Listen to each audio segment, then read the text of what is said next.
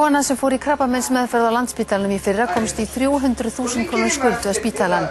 Hún segir nóg að takast á við veikindi, fjárhagsáhyggjum sé ekki á það bætandi.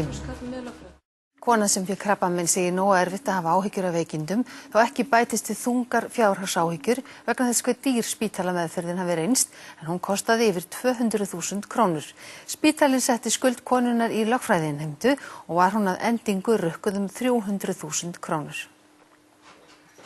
Nanna Hlíf Ingvadóttir tónlistakennari greindist með krabbamein í brjósti í mars í fyrra. Taka þurfti brjóst hennar, byggja upp nýtt og svo þurfti hún lyfjameðferð sem lauk fyrir rúma ári. Hefði ég nú verið spurð í byrjun hvort ég hefði efni á þessu. Það hefði ég nú ekki treyst mér í þetta vegna þess að ég hefði alls ekki efni á þessu. Ég er kennari B1 með 2 börn og þetta var bara alls ekki til fyrir þessu. Skuld Nönnu við spítalann var send í lögfræðinnheimtu.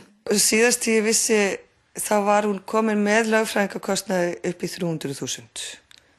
Og ég baði ekki þetta. Ég tók þetta lán ekki til að kaupa mér bíl eða neyslulán. Þetta er veikindi sem ég lendi bara í á einum degi.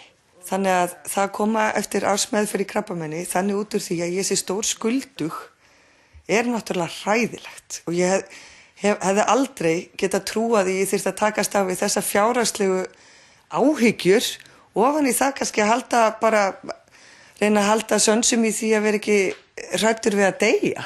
Fyrir nokkrum árum var krabbameinsmeðferð ódýrari fyrir sjúklinga.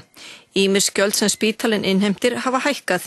Þá liggja sjúklingar mun skemur inni á spítalinn áður en þurfa í stað þess að koma oftar á dagdeildir. Þar er rukka fyrir hverja komu en innlögn kostar sjúkling ekki neitt. Samkvæmt upplýsingum frá Landspítalanum kann lyfjakostnaður krabbameinssjúkra í einhverjum tilfellum að hækka. Núna fá þeir sem greinast með krabbamein lyfjaskírteini og þurfa því sáralítið að greiða fyrir ýmist lyf við einkennum krabbameins og meðferða við því, eins og svefnlyf, ógleðilyf, verkjalyf og fleira. Samkvæmt nýju frumvarpi muni skírteinin heyra sögunni til og því þurfi krabbameinssjúklingar að greiða hámarki 65.000 krónur á ári fyrir lyfin en öryrkjar 45.000.